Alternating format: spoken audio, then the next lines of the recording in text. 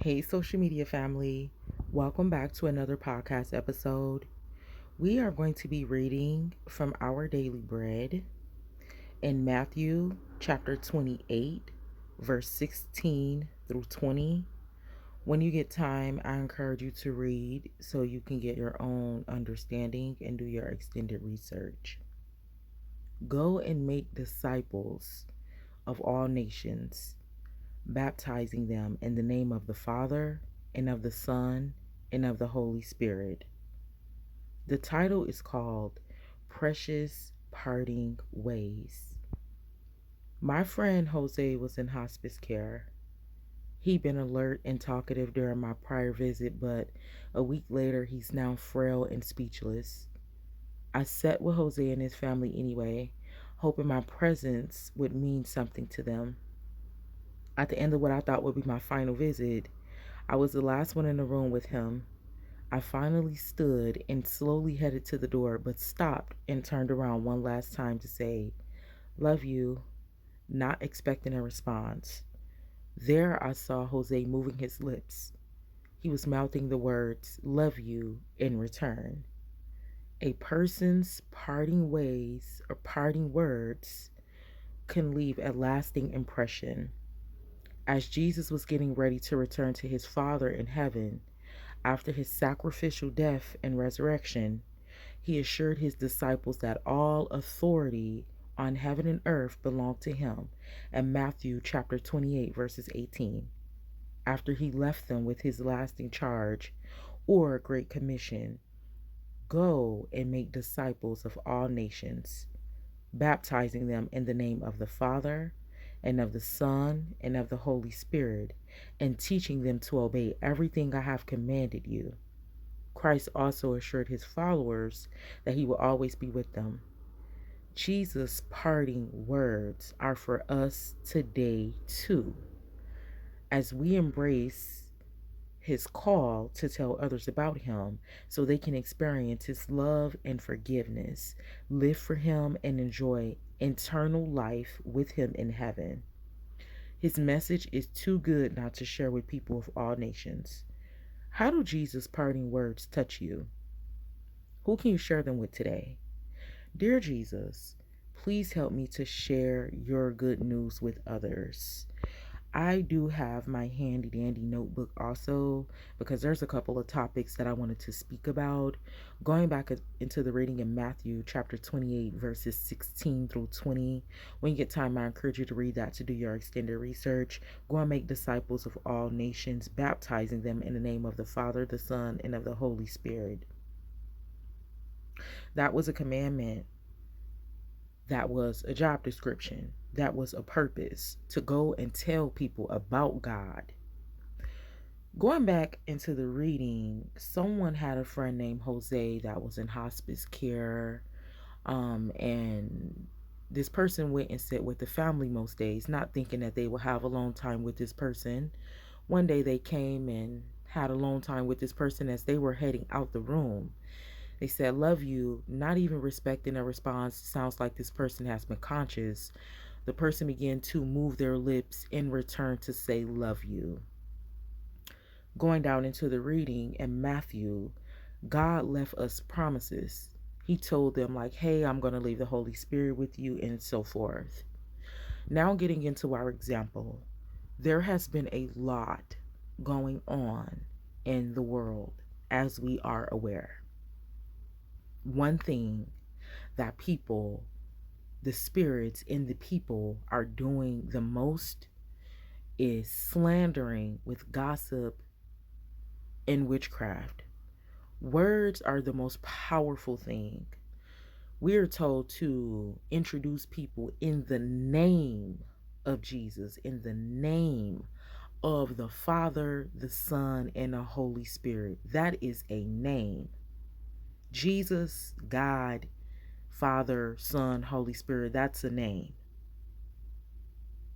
That's a calling. That's a purpose. It holds weight. So we know that just our words are that powerful. Social media is on fire right now, as it has always been, but even more. People are literally recording, doing content, and all of the things about people's lives on their deathbeds and everything. People will go to social media before they call the police.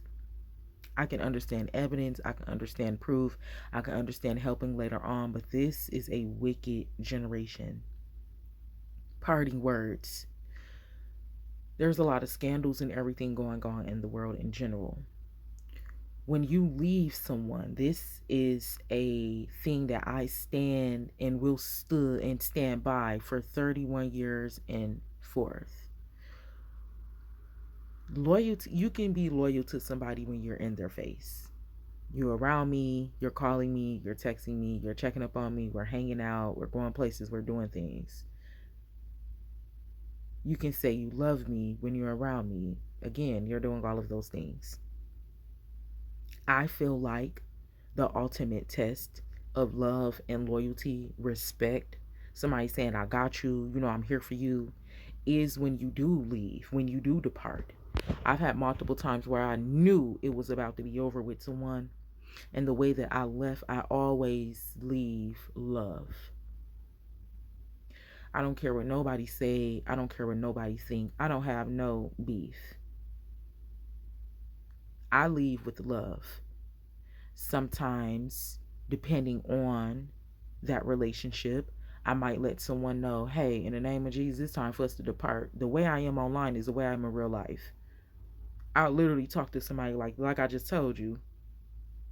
Hey, you know what? In the name of Jesus, I just feel like it's time for us to part. This ain't working. We don't got nothing in common. It's only been a couple times where I felt the need to even say that to someone. And then sometimes you don't need to explain anything. What's understood don't need to be explained. You can't even explain some things. You can't explain to your abuser that they're abusing you. This person, this spirit is physically doing it. So why should you have to tell them that they're abusing you? You can't explain to somebody that they're hurting your feelings. They're hurting your feelings. How can you explain to someone, hey, that made me feel bad, when that was their intention? Sometimes the parting ways is silence. Come on, Jesus.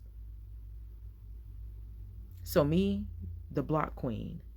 One moment I'm there, the next moment I'm gone forever. Sometimes it can be temporarily, me trying to make sure I didn't make the wrong decision. I have to analyze and evaluate things and make sure that I'm not tripping. And sometimes what's understood don't need to be explained. People need to be blocked forever. People need to lose contact forever. We can also see in this generation, people are returning back. There's a lot of going back. When you're in a healing journey, what people don't tell you is you're going to go back. I have went back because you're in the midst, you're in the middle of a new life and an old life. And I just read this the other day and it hits so different because I'm in the middle of it. But there is a reason why, and we'll talk about that later on. But God said you cannot bring the old with the new. You can't put, come on, Jesus, you can't put new wine in old glass or something like that. I ain't gonna do too much about that because I don't want to just be saying nothing, but I literally read it and it was an example like that. I try to be cautious with just saying it and it ain't really, like worded 100%. You can't put new garments on an old body. People are going back, and some people are going back and turning into a pillar of salt. When you are healing, you go back because it's now you've entered the spiritual war. So it's normal to go back. You might not understand it, like I didn't understand it, still don't understand some things, but going back for what? That person already abused you when you were there. That person already disregarded you when you were there. That person already rejected you when you were there. That person had already spoken death over you when you were there. Their parting words were already made clear when you were there. Listen to the wordplay of what somebody is saying. Learn the body language. People be sitting right in our face and don't like you. Never loved you. It never gave love. When the relationship is over, that's when I righteously judge the character. When people are around you, it's easier to not pay attention because they're around. It's a distraction. If we pay more attention in our relationships while we're in the midst of them, the things that we let slide, we would have never let slide. Because how was somebody cheating on somebody? You realize how much self-worth and self-esteem and all of the things you lost after a cheating relationship, not in the midst of. Like I told y'all, if somebody ever was to expose me, it's going to be so unnecessary, because I don't need Satan or nobody coming to speak on my behalf. I will come then out and I'll tell the whole truth and nothing but the truth. So help us, God. Right? Me and the other person for attempting to expose. One thing I live by is when you leave someone, a situation, a relationship. I can understand having a friend that you're talking to, a therapist that you're talking to, a parent, a cousin that you trust to, tell the situation to, trying to get advice, reevaluating everything. But I never agree with exposing. I'm a content creator.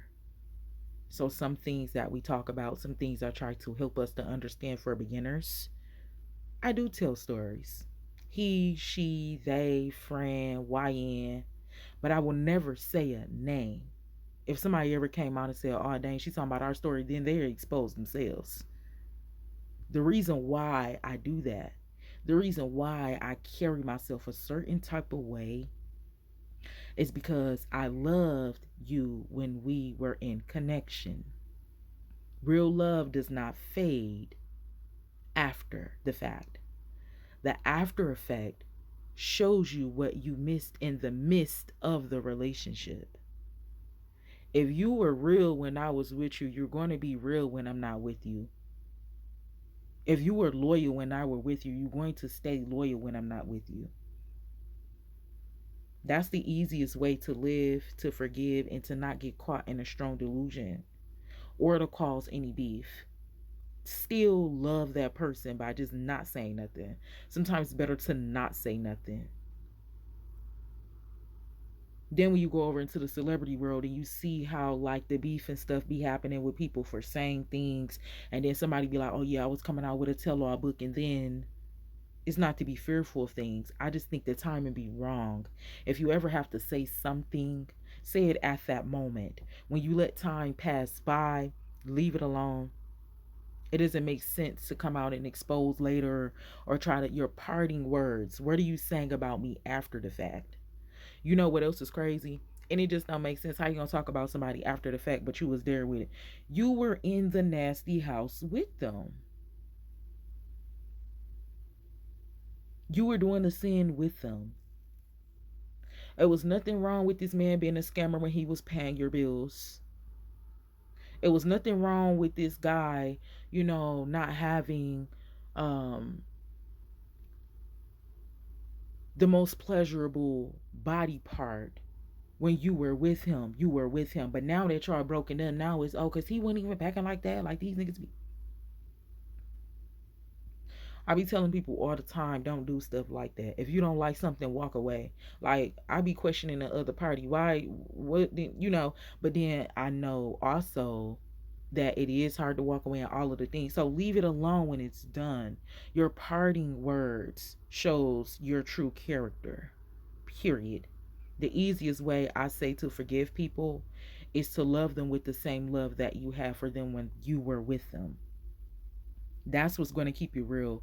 That's what's going to keep you whole. That's what's going to keep you blameless. When it come down to things, you're going to be pure and blameless if you ever did have to defend yourself. But if you're somebody and you're playing both parts in it, you being messy and So, social media family, when you get time, I encourage you to read Matthew chapter 28, verses 16 through 20. The words that you say matter the most. There's a lot of people, young NBA young boys out right now doing a podcast. It seems like he's doing interviews now. He's saying that, he's trying to cut out the cigarettes and different things like that. And he's speaking about his mother. And he said, she's the reason why I'm so aggressive or was aggressive, and I never talk to her again. Off of that, she gets on the internet and say, oh, you talking about me? What about your kids? You ain't talking about your kid. What's understood don't need to be explained. When you start seeing all them people doing all that, you see where the problem come in at. A lot of people right now, the veil is being lifted off of the family dynamics and the truth is being revealed. And so a lot of people are trying to cover up what they have been doing because you were never supposed to see that. You were never supposed to witness that this person is a liar. Then you have Blueface. He's with all these women doing witchcraft, doing voodoo right inside of his home. They're coming out, they're saying certain things. His mother, all in his business, all in the videos. Oh, I'm this, I'm that, watching his sexual videos. There's a lot of perversion, a lot of perversion, a lot of sexual immorality, period. And people are being exposed. You don't even have to say nothing. They're going to expose themselves. What's done in the dark comes to the light.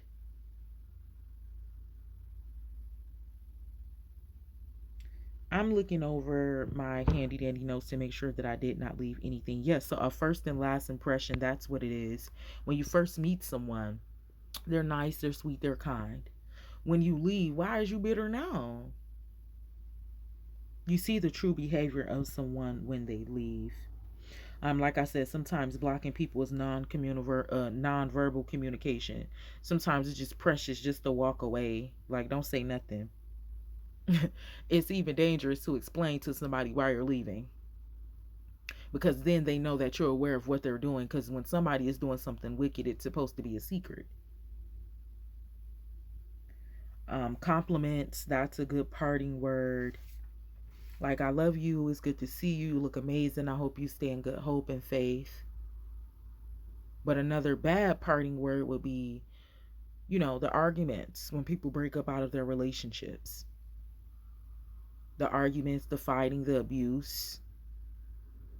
And then that just carries along. This is why broken hearts create broken hearts. You can't love somebody out of delusion. Sometimes it's better to let go. Let's see. Parting words is somebody compromising your identity. Like, people don't know what you be doing behind the scenes. I just had somebody try to compromise my identity, a professional, and I still played it cool. If I say one thing, why is you saying something else? It is what I said it is, whether you think it's a lie or not. It doesn't matter. People be compromising your identity because they don't know what you're doing, because they're not supposed to. They're not God. You can be changing your life, heading in another direction, trying to stop doing something. Somebody and know something that you previously told them. You only told them because you trusted them, because you loved them. Now, for whatever reason, they wake up and decide to be a hater or already been a hater. And then they're going around telling people against what you're saying. It's a very dangerous game. That is all what David speaks about in Psalms. Somebody going against him because they do not know what he's doing in the spiritual and in the physical. They're delaying him with their words. It's very powerful. They're slandering him with their words and their behaviors. Karma is wisdom. When we look in Proverbs, and especially Proverbs chapter 1 verses 1, and God said there's going to come a time where she's going to laugh at you. He's speaking about karma. He's speaking about wisdom. The whole book of Proverbs is about wisdom. Before we even get down there, David was telling his child about wisdom. Don't kill, steal, and destroy because you're laying away your own blood. Your blood is going to be on somebody else's hands. The world is going to be crying out for you then, because you're seeking the blood of innocence. One day it's going to happen to you. Wisdom is karma. The way you avoid that, and I believe we spoke about this in another podcast. When I do have time to edit the videos, I will edit that and like drop it up at the top. After this podcast, I'm just going to share it if I can find it. We spoke about that before. The way that you delay, remove, rebuke, become a new person, and don't have to worry about karma in your future relationships is forgiveness. They work together. Love someone with the same love when you met them. That first impression should always be a lasting impression. I love you. God bless you.